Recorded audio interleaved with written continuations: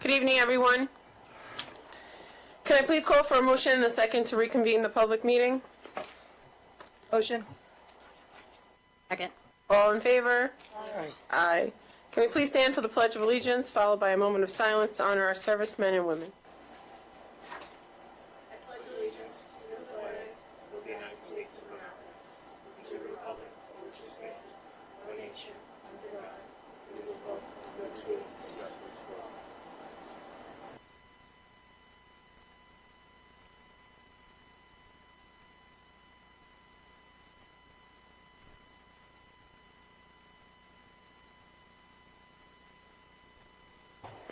Thank you. Will the district clerk please call the roll?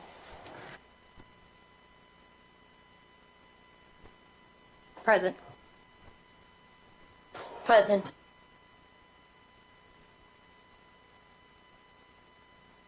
Present. I don't think your mic's working. It's rebooting. Present. Present. Thank you. So we have convened this meeting to discuss board goals.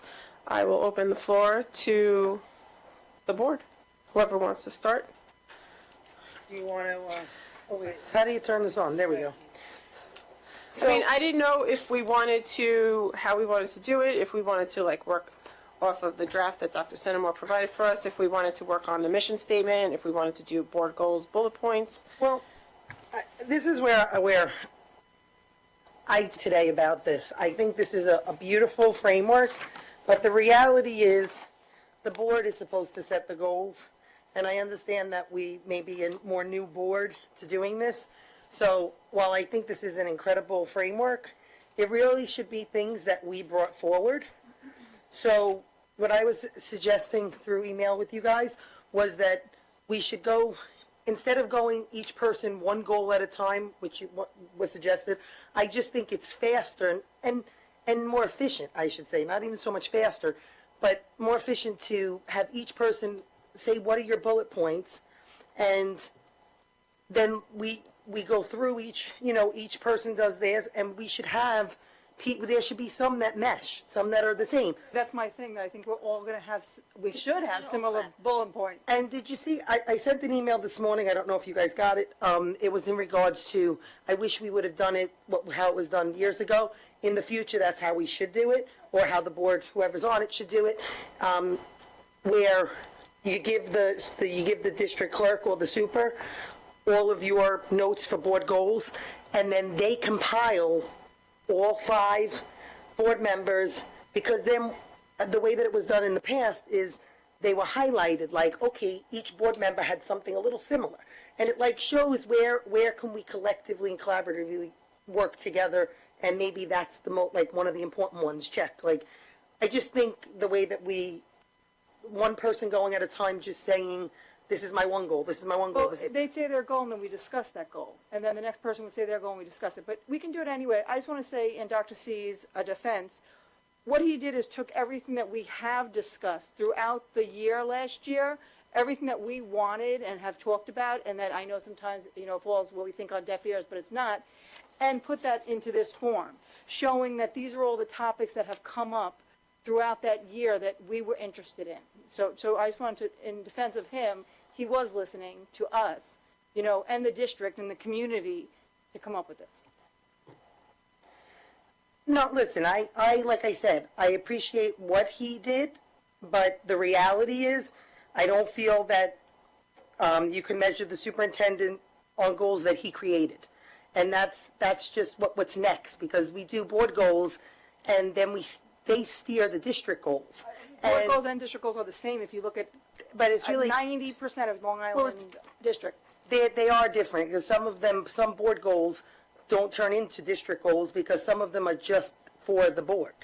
Like if we said, okay, all of us are not going to, it has to be something measurable too, with the metrics. So I could say, you know what, I want to see more transparency and more better communication, but that's not a goal. No, that's what I'm saying. So some of the things that I think, even when I'm reading, they're not all goals that are measurable.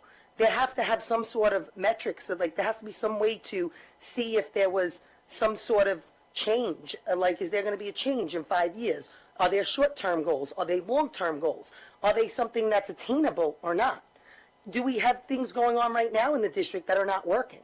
You know, I almost like to do 3 columns in the past where I said, this is a reach, almost like college, believe it or not, where you do, this is a goal that's a reach, this is a goal that's, you know, within target, and this one is what we have in the district already, and it's just not working. So do we give it oxygen, or do we say, maybe we need to look into what we can put in place of it? So that's just, like I said, I mean, I have a list of goals, if you want me to start, unless you want to start, Marisol, doesn't matter to me. You can start. I'm okay with that, but I actually would rather do one bullet point and then move on to another person so that it's not being overtaken by one person just dominating the conversation. I would prefer to just read what we have and go from there, but that's just because, like I said, I think you're talking about, I have seven lists that are fast read. If we go through each of them, we're going to be here for 5 hours.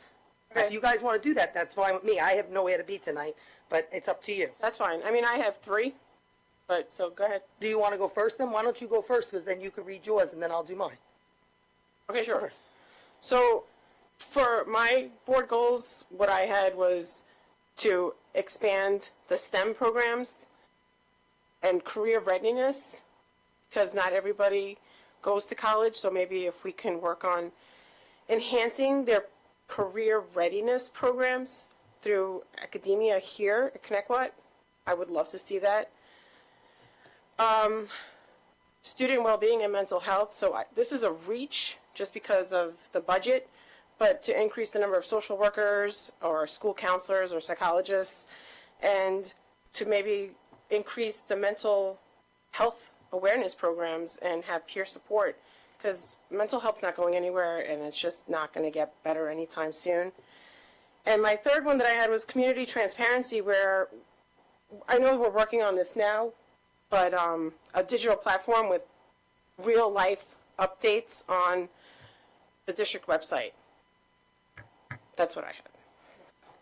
So before you got here for exec, I had said, and also I'll say it in public too, when I had gone to the conference, they had given me this, and if anybody wants a copy, I can give it to the district clerk and she could copy it.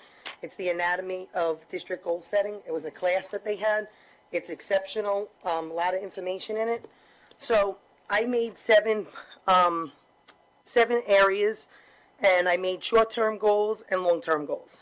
So the first I made was student achievement and instructional excellence.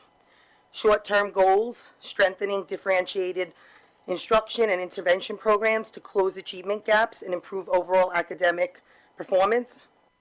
Number 2, expand professional development focused on innovative teaching strategies, including STEM, arts, and career technical education.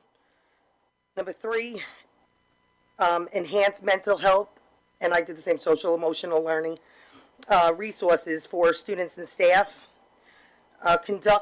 Number 4, conduct a review of curriculum alignment with state standards and best practices.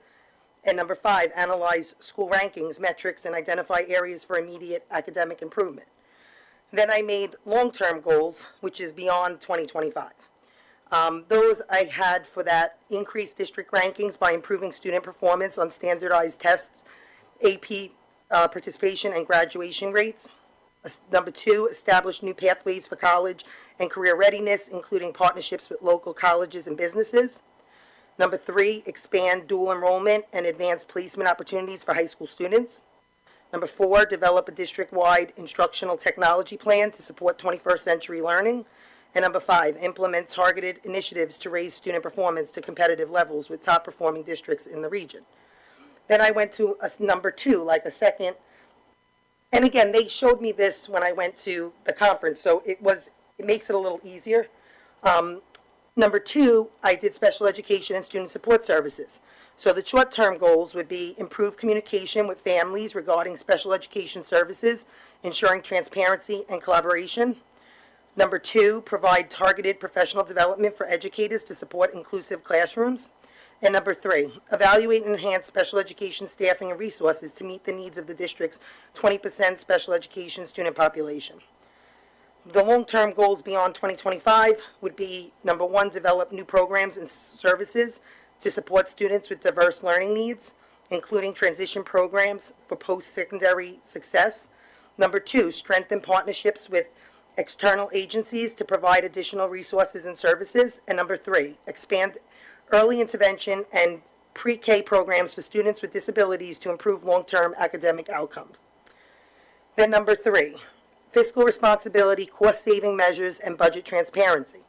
For short-term goals, I have maintain a fiscally responsible budget within the approved $222 million while prioritizing student needs, increase community engagement in the budgeting process through public forums and transparent reporting.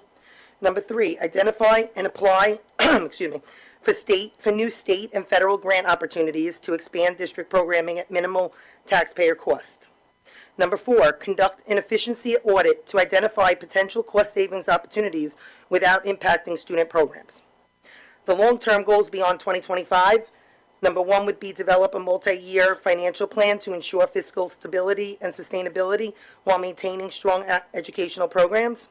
Number two would be explore shared services with neighboring districts, transportation, education resources, technology to reduce operational costs. Not like we're seeing with regionalization, but more of what can we do here so that we can sustain what we already have. Expand energy efficiency initiatives, solar, which we have the solar energy, but more LED lighting, HVAC upgrades, which we're doing to lower utility costs and reinvest savings into student programs. Number four, reduce reliance on outside contractors by expanding in-house maintenance, IT support, and professional development programs. A lot of that we're doing, but we need to do more. Strategically allocate funds to programs that contribute to higher student achievement and improve school rankings. Number four, I only have 7, and what I was going to say is when I'm done with this, I can actually send it to you if you want to print it, and the board has how I did it in an outline, so they see what it looks like when you do it that way. Community engagement and communication is number four. The short-term goals would be improve communication efforts through enhanced digital tools, newsletters, and community meetings. Number two would be strengthen parent engagement through workshops and advisory committees. Number three, increase student voice in district decision-making process. And number four, highlight district successes and improvements to enhance public perception and reputation. Long-term goals. Build long-term community partnerships with local businesses and organizations to support student opportunities. Develop a strategic communication plan to improve outreach and transparency, which I appreciate that Dr. C is doing. Expand alumni engagement initiatives to build a stronger district network. I know the high school started doing some of that, but we need to do more. Enhance branding and marketing efforts to attract families and students, making Connectwater a preferred school district. Number five, school safety and facilities improvements. Short-term goals, conduct a comprehensive review of our safety protocols and emergency procedures, address immediate facility needs and maintenance concerns, and enhance any security measures that we feel are necessary, including improved access control systems. Long-term goals, we can develop a long-term capital improvement plan to modernize and upgrade anything we need in the district facilities for security and safety. Explore grants and alternate funding sources for major renovations to minimize the financial burden on taxpayers. Implement sustainability initiatives to improve energy efficiency and reduce long-term costs. And number four, improve school infrastructure to align with top-ranked districts and support competitive academic environments. Number six, staff development, retention, and cost efficiency. Short-term goals, provide targeted professional development opportunities to support teacher growth and student success. Number two, conduct staff satisfaction surveys to improve workplace culture and retention efforts. Number three, enhance recruitment strategies to attract high-quality educators and administrators. And number four, offer performance-based initiatives to retain high-quality teachers and improve student outcomes. Long-term goals. Develop a long-term retention strategy that includes competitive salaries, benefits, and career advancement opportunities within a fiscally responsible framework. Number two, expand leadership development programs to prepare future district leaders. Number three, create a mentorship program to support new teachers and improve retention. Number 4, foster a culture of excellence that attracts top educators while managing staff costs efficiently. Number 7 and last, improving district rankings and competitiveness. So the short-term goals. Number 1, conduct a detailed analysis of district rankings and performance indicators compared to surrounding districts. Number 2, identify key areas for improvement in state assessments, regents, exams, AP participation, and college readiness. Number 3, expand tutoring, enrichment, and extracurricular programs to support academic growth. As you know, I've been looking to do more of the tutoring. I think our district really needs to help our kids. Long-term goals. Establish a long-term academic improvement strategy to raise standardized test scores and graduation rates. Number 2, strengthen honors and AP programs to increase participation and success rates in these classes. Improve college placement outcomes by expanding our guidance services and college partnerships, looking to do things for these kids who need help with their colleges and their applications. Position Connecticut as a top-performing district by implementing best practices from high-ranking schools. Oh, I apologize, there's one more. 8, cost savings measures that benefit taxpayers. So this was, I just added this was like 2 days ago. Short-term goals, 2024 to 2025, and then we have long-term beyond 2025. So the short-term is identify areas for operational efficiencies to reduce administrative costs without affecting student programs. Number 2, expand partnerships with local businesses to increase sponsorships and funding for extracurricular activities. Number 3, apply for any state and federal grants that we can to offset costs for new programs and capital improvements. And number 4, review transportation efficiency to optimize our routes and reduce any kind of fuel costs that we may have. Long-term goals beyond 2025, look into the green energy solutions. And number 2, explore regional services. When I say, again, explore regional services, not the regionalization, but more of services that are for districts with the purchasing and special education services that we're sending out that are costing our district a lot more than if we bring them in and we in-house.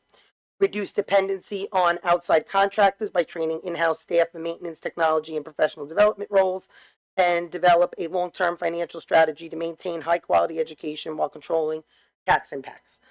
Now, again, some of these overlap, like in different areas, but it was an outline that I made. So that's how I always did it. It was just an outline, and then we all went through it.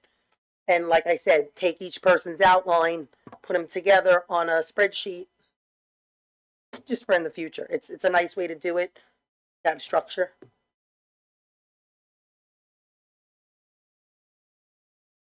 Yeah, that's fine. So, I don't have as many.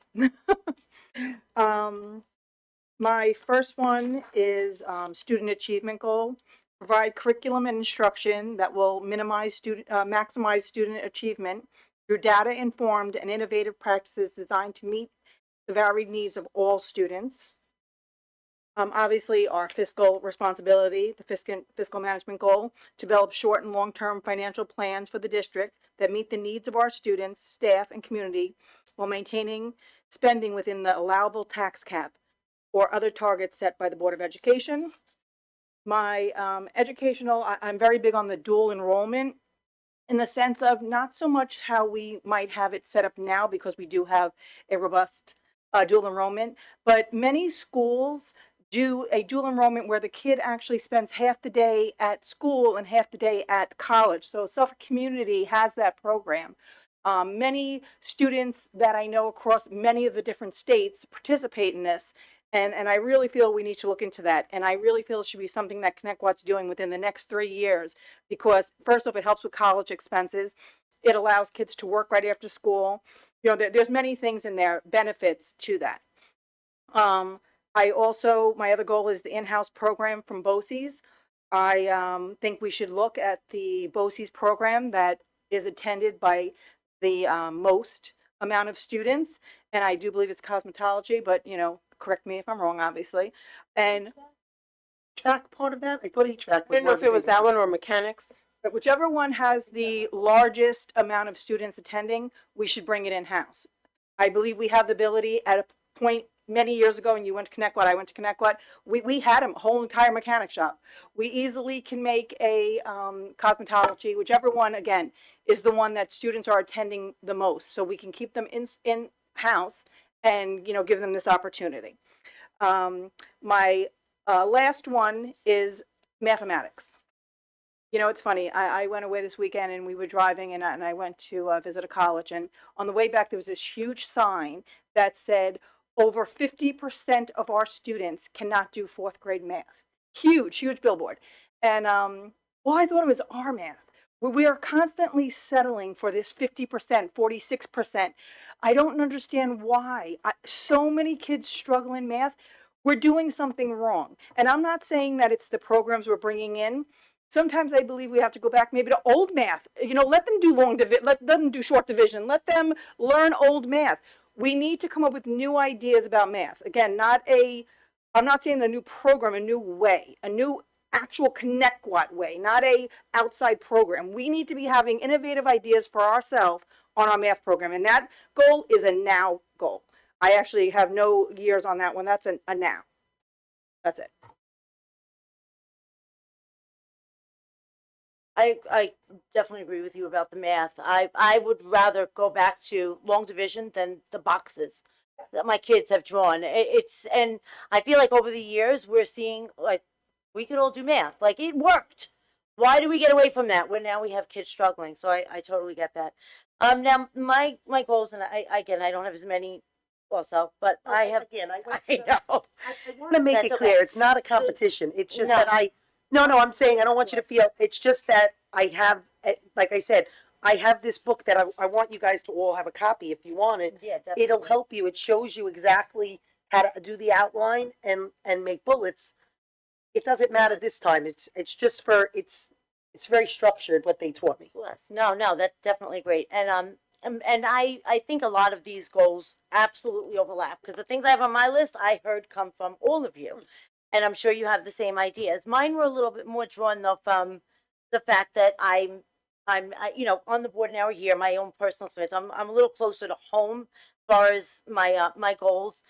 It's always been about high academic achievement and making sure that our students, which you've all said this, whether they want to go to college, a trade, the workforce, the military, we want to give them the best possible opportunity to do that. Through things like maybe bringing in cosmetology or anything else that we've said, like really give them all of those opportunities. And I think a lot of ways that we need to do that is we have to ensure that there is accountability within the buildings, at the building levels, and make sure that everybody is on the same page of putting our students first and their academics first.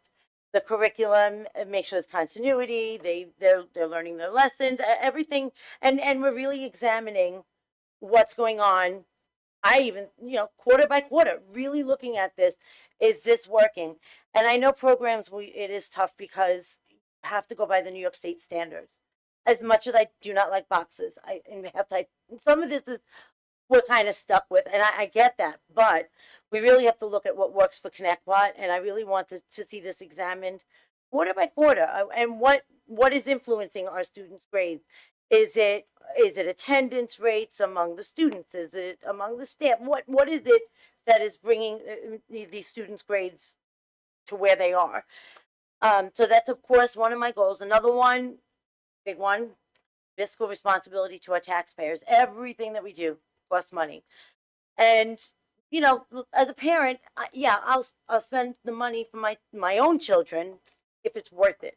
Is what we are doing fiscally worth it? We want to make sure. I'm not saying it's not, but we have to always examine all of these things. Are they actually working? What are our statistics for programs, activities, anything that we do in the district, and keep our options open for things that might be working in a similar district.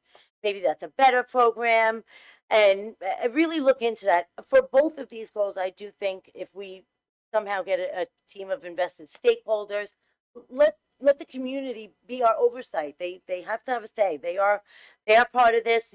Of course, they elect us, but let them be a part of this if they want to be, to make sure that the program's implemented correctly, they're monitored for efficiency. Absolutely.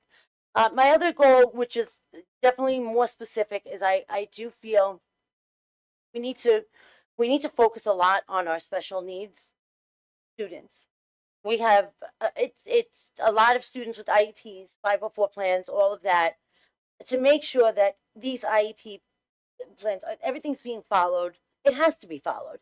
I want to make sure that we are doing this, and I think a part of that would be to really take in any kind of advice or anything that we get from the department. Where do they need the help? They're the ones that are in it, and I think we have to focus on that to make sure that we can provide the best services to our students. Perhaps even things like, I think dyslexia, we don't really have that training, so that we could take care of these students here.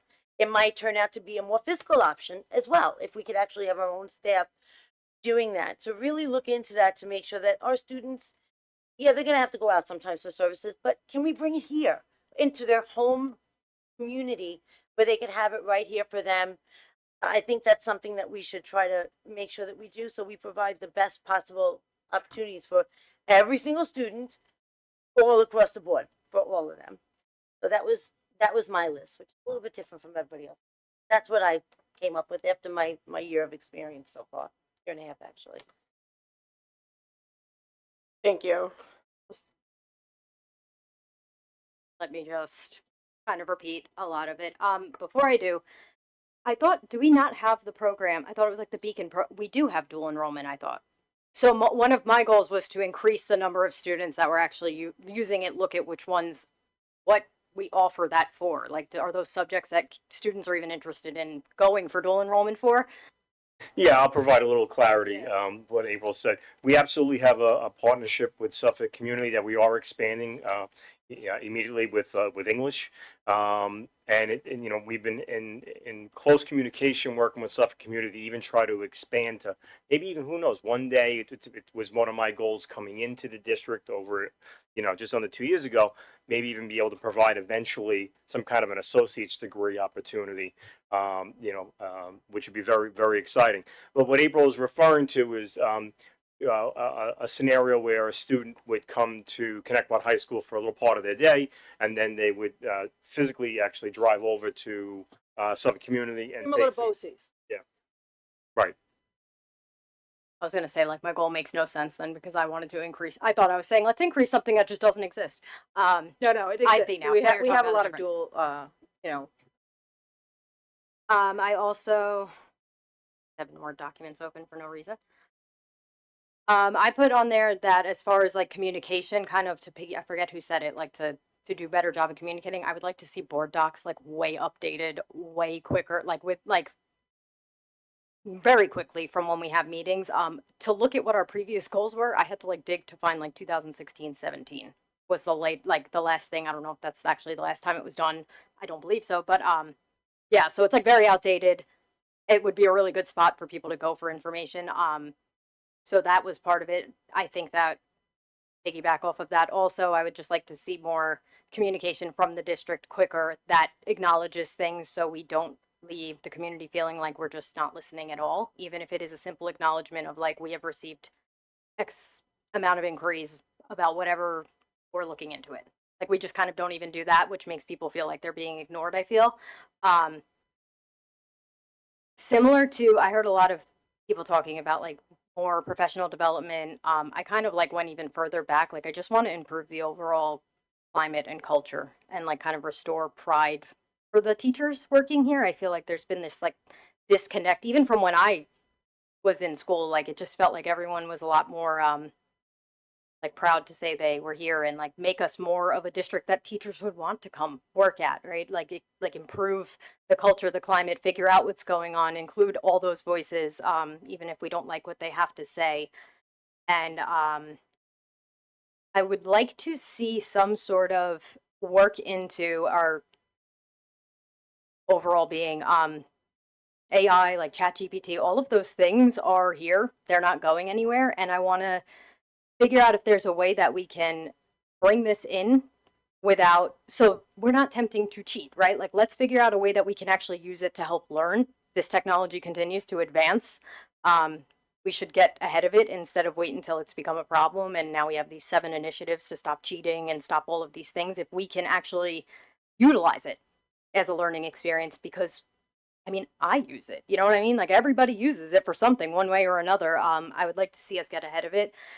But something I had like noted to myself beforehand is like I've always been taught like goal setting has to be smart, which is a lot of what you were saying. It's got to be specific, measurable, achieve. Like I think we all pretty much said a lot of the same stuff. It's we want to see fiscal responsibility, we want to see the curriculum be like connect quantified, and that's kind of what I put. I want to see it be a little bit more like for those who are hands-on learners, for those who are visual learners, like all these different options so that people feel like the students feel like they are prepared to understand and they're actually taking in this information, not just that it's being spoken at them and then they have to just memorize it for the test and they never think of it again. I would like it to like work for them. So I think the hard part for us is going to be making some of those measurable though. Like how are we going to determine? Sounds like a lot of surveys, which we know how that goes. So we know how we do with surveys, but Well, I know that at a certain point in the goal development process, we do have community input that comes into play. So I think that that would, With the vision, and I mean, in the past, they made a community committee. And I think I asked for that last year when we were talking about the vision and mission statement. You would want to get your stakeholders right. to be a part of that. Like, we wouldn't just do, like, board goals are every year. Our mission statement should be something much bigger, that you get stakeholder input, you do a community committee. You want to have all voices heard. I actually wrote up 2 draft mission statements. I don't know if you guys are open to hearing what I wrote, and then we can discuss. But just to go back to Melissa, I agree that the AI is here. It's not going anywhere, and that if we teach our students how to use it wisely, it could be a good tool for them. I know that some teachers do, but it would be good if all the teachers.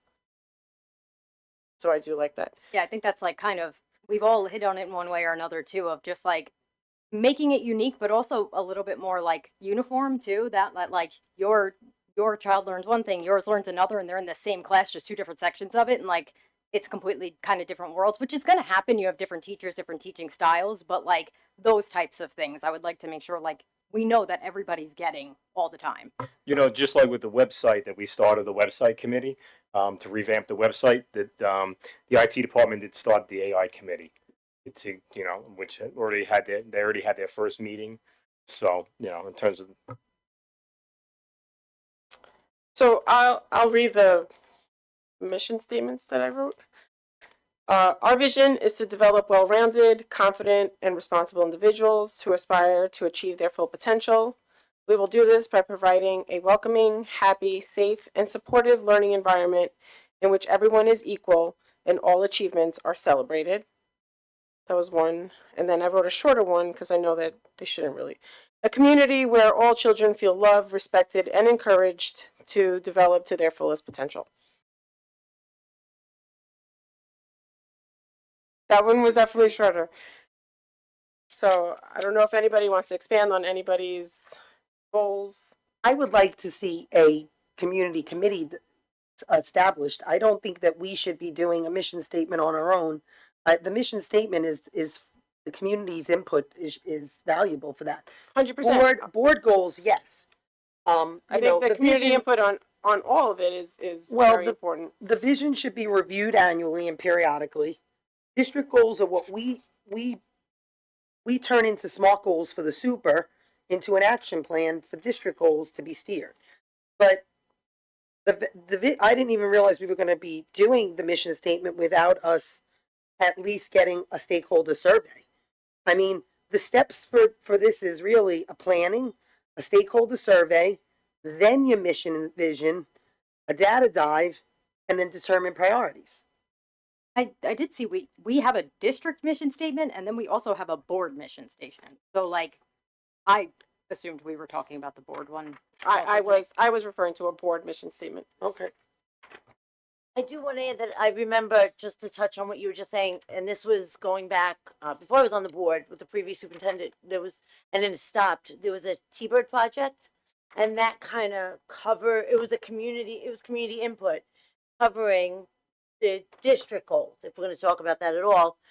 And maybe we should go back to something like that. And it was they called it the T-Bird Project. We only had like maybe 2 or 3 meetings and then it stopped, but it was meant to focus on the values, what it means to be in Connecticut, what it means to be a T-Bird, all of that, and maybe from there, some of these other ideas can be crafted and then formed as far as our district. With our mission, we really want to have, what do we do, why do we do it, for whom do we do it? It's going to describe why the district exists and why it does. We want to help drive the change with the vision. That was why I took all these notes. That's why I'm saying, for vision, we want to make it short, sweet, and full of meaning. That's what all the other districts have done with visions. With the mission is a little different. You want to make sure that you have community input. That's what it shows you on the 2 different sides. Kind of off of what Jackie D was saying, one of the things I had written like referenced grit in there and how we wanted to kind of like really like adopt that. We had talked about that in the mental health meetings, and then, or is it anti-bullying? I always combine those two. They're one and the same, but one of those we were mental health was elaborating on grit, and just like the T-Bird, like maybe it becomes like we make something a little bit more opened up with grit, and we can kind of incorporate that, because I know everyone was like excited about it, but it was kind of like a where do we go from here moment on like getting that messaging out. So this could also be a way to like kind of combine those ideas in a sense. I think our first thing is we have to set priorities and really determine our district goals before our board goals are what's going to drive our district goals. Before we even, that's got to be the first thing we do.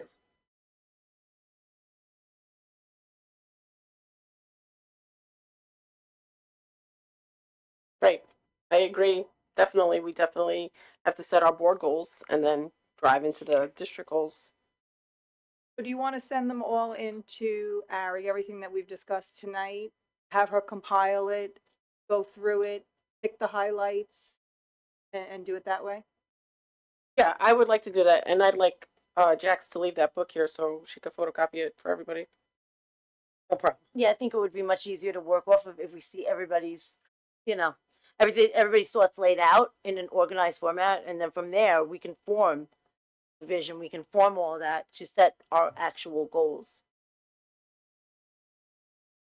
And when they said, word of advice, if everything is important, then nothing is. So you need to make sure, from a 30,000-foot view, what are we looking to do? No, that's absolutely. But what I'm saying is you want to make sure that we come up with board goals that are measurable. Obviously, what I gave was just a framework like what Dr. C gave, which is a framework. You did the same kind of thing. And from there, I don't expect us to, it's just pulling, like what you said about the math. Perfect, pull it, and actually, this afternoon I got in the mail, I don't know if you guys all got it, the newspaper, the board newspaper, and there's a good article about the math on, I think it was like the 4th or 5th page. If you go, there's an actual article. It's happening all over the U.S. It's not just here on Long Island. It's not just here in Connecticut.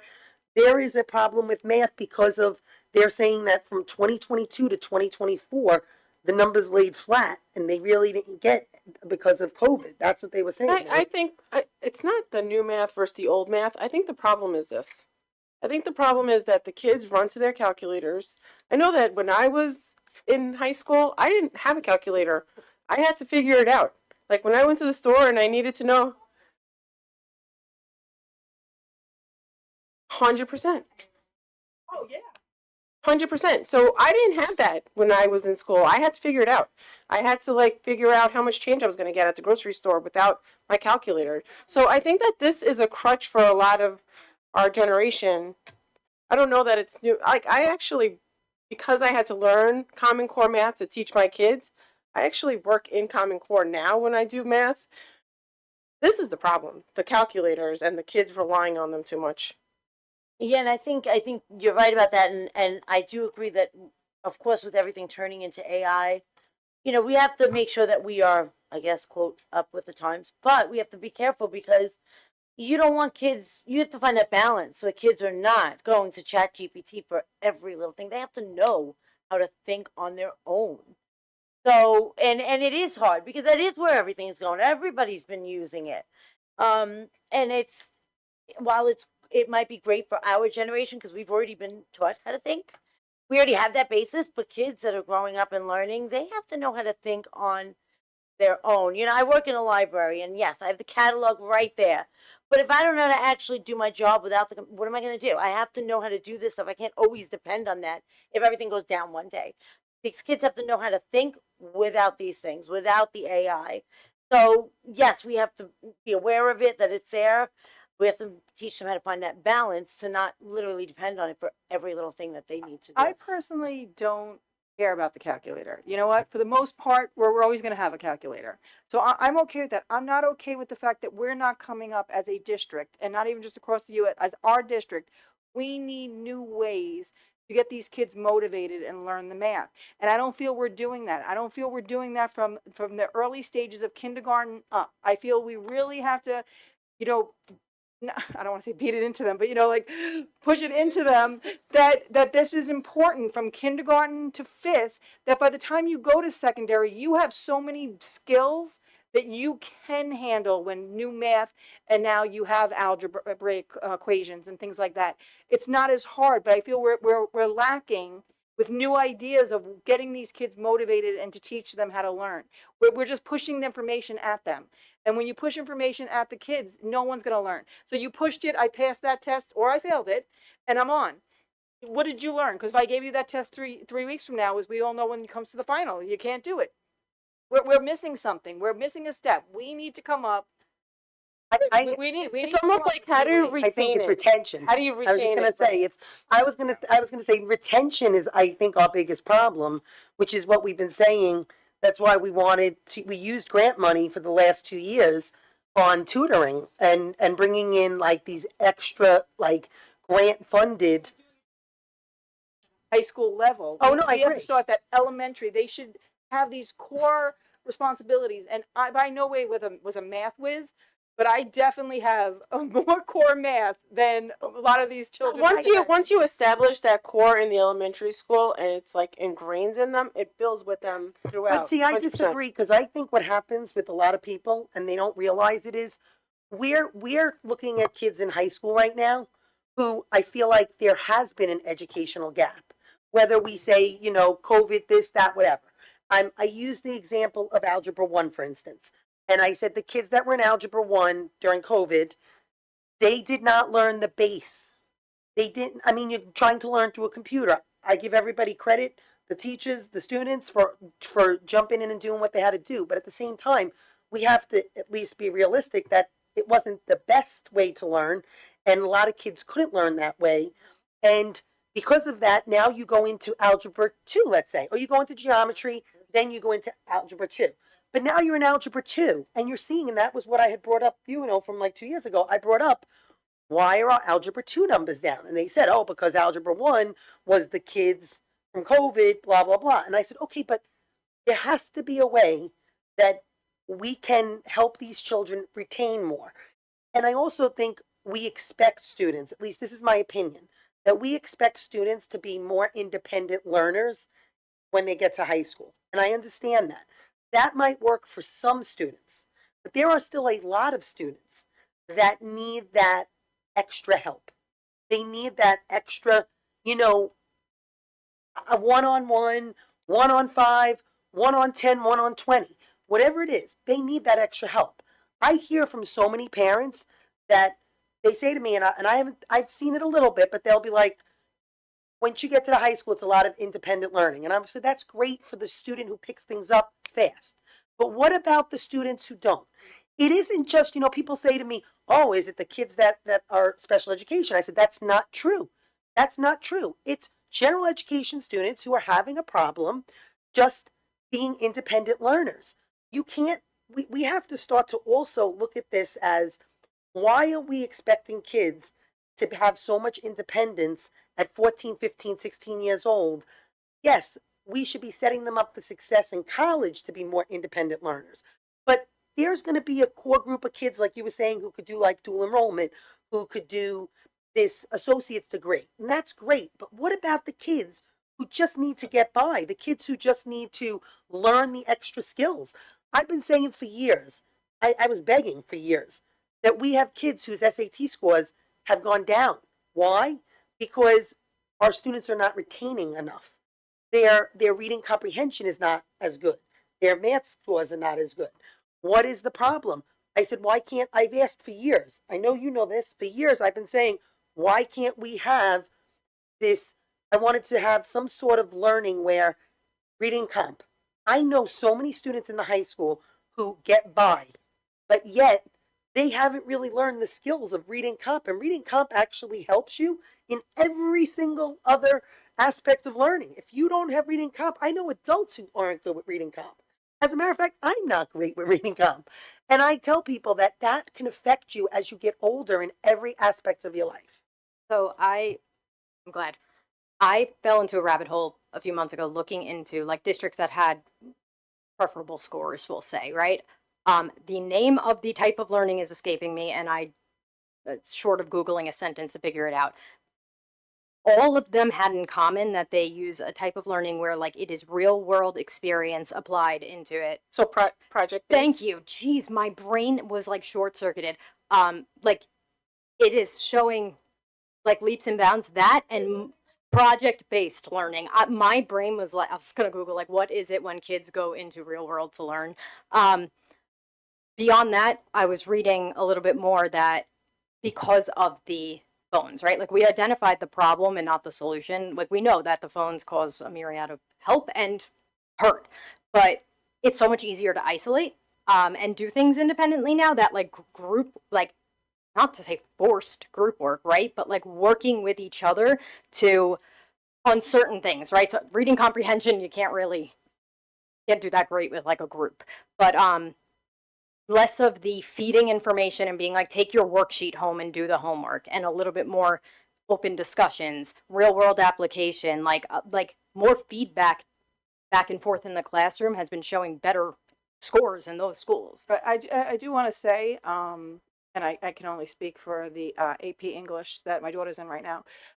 He does the group, and he said it's New York State based, that he switches the groups every month to a new group. So you have to socialize them with new people in the class. And he recently told them, I know now we're finally at the point where you might not like your groups, but this is New York State law I'm passing down, and this is collaborative group work. And it really, I personally like it, even if the kids don't. I think it's good to meet with other types of kids, even if it's for that short period. And they are being collaborative, which I do think that, I know Jenny is shaking her head, but project, right. No, it's for work, just doing your work in class. You know, this isn't grade You're right, though, No, this because is I'll in tell you, the class high in achievers, class work. Yes. because the high achievers no. get upset if they're with somebody who's maybe a little bit more lazy. All with right, their so hold on. One at a time. I just want to say it was not. You're not. Everybody's getting their own independent grade. This has nothing to do with that. This is actually teaching the kids to work together, even though Not you're only working that, independently. April, I think it teaches them how to work with different personalities. But I understand what she's saying too, because I know when you have a high, let's say you have an overachiever student. I mean, if you have two kids and one's an overachiever and one's like, I really don't want to be here, and you put them together as a team, it is a Only little one person's doing unfair the because, work. but it's also could stress out the kid who's an overachiever and now is worried that the grade is going to, the pressure. Yeah.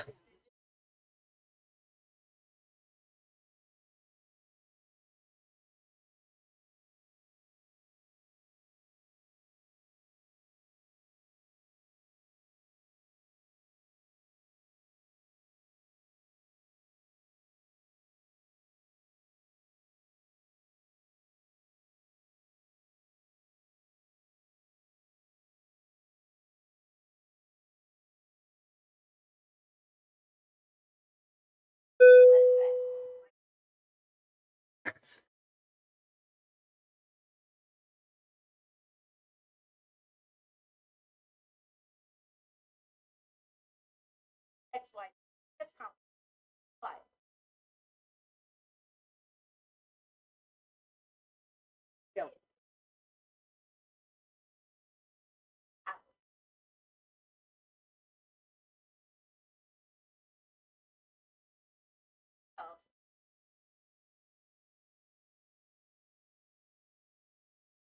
real world, not going to have to put your letters in your numbers. You have to be able to balance the money that goes in and the money that comes out. A lot of our kids don't use that beyond, but New York State standards have to meet And those there are kids that standards. will continue to use that because they will go into Stanford, or they absolutely, math is something that they absolutely love, right? But if the kid doesn't really love that particular, and it's.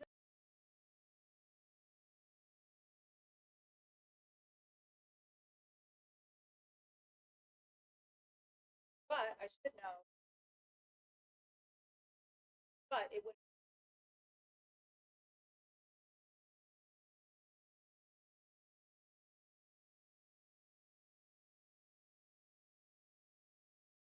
But there is a way. So I love this collaboration. I just have to bring it back to the board, only because there is no public comment and the people at home actually can't hear what's going on right now, so there is a disconnect right there.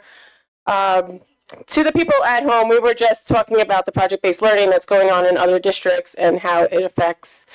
And to your point, Ms. Ketty, actually the New York State new federal requirements that are coming down, or whatever they're called, I think that they're going to be more based on what programs benefit you, kind of like a college selection process for your math or your science, or so not everybody is going to follow a very rigorous path.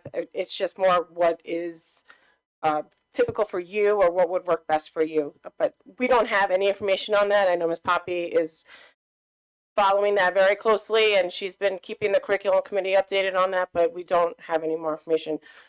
But I do appreciate but I have to keep it Do on you this side, guys I'm sorry. want to, now this is the thing, we really need to, even though I went through a whole bunch, even though you went through a whole bunch, we really need to, that's just us brainstorming. We need to bring it down to 3 to 5 board goals. That's how far we need to get it down to, 3 to 5. Because we need to hone in on and focus on resources and where the critical needs are. So we need to, at least, well, she can take all of our comments, we can send them to her. And I think it's good for everybody to see, like, and look over everybody's and remember. But we then need to pick, I would say, a max of 5. Agreed. Does anybody else have any? All right. Can I call for a motion and a second to adjourn the meeting? Motion. Second. All in favor? Aye. Aye. Thank you, everybody.